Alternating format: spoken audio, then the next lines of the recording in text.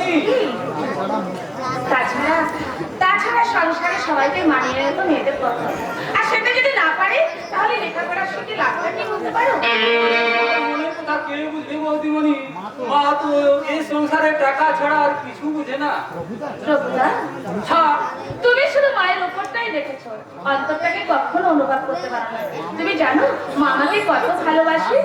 থাক বৌদিমণি থাক, আমি মুখ ফুসুক্কু মানুষ, অত বুদ্ধি শুদ্ধি আমার নেই।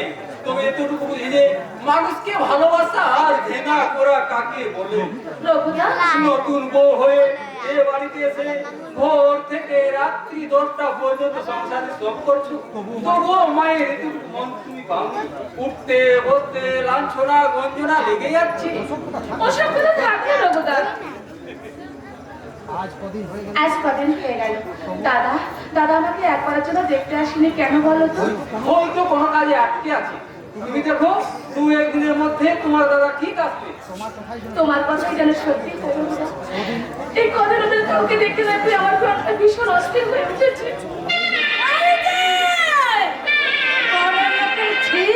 মানে এখানে দাঁড়িয়ে দাঁড়িয়ে গল্প করলে পিন্ডিটা ছুটবে তো, বাড়ির কাজ কর্মগুলো করতে হবে। আমি তো সব দেখেছিস কেমন কাপড় যে জমা হয়েছে বলি সেগুলো কাটিবে কে? তোর বাপের বাড়ি ছিঁড়ে কে? বৌদিমণি, তুমি দাদা বাবু খেতে দেবে?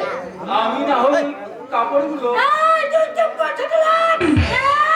তুই কাপড় কাটবি, আমি ভালো মানুষ আছি, বলতেই বিবি সাথে গায়ে হাওয়া লাগাবি।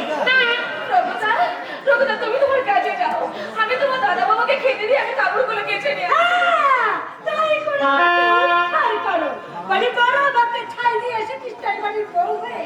নইলে কপালে নিখুন খন্ডা রেখে, নইলে পোকার ভুঁয়ে মেয়ের সঙ্গে বিয়ে হলে আমার পছন্দ কমপক্ষে 1 লাখ টাকা বরপণ পেত।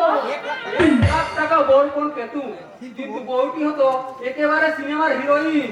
যা পোশাক পরে দেখলে লজ্জা লাগে। তুই চুপ কর ছোট লোক।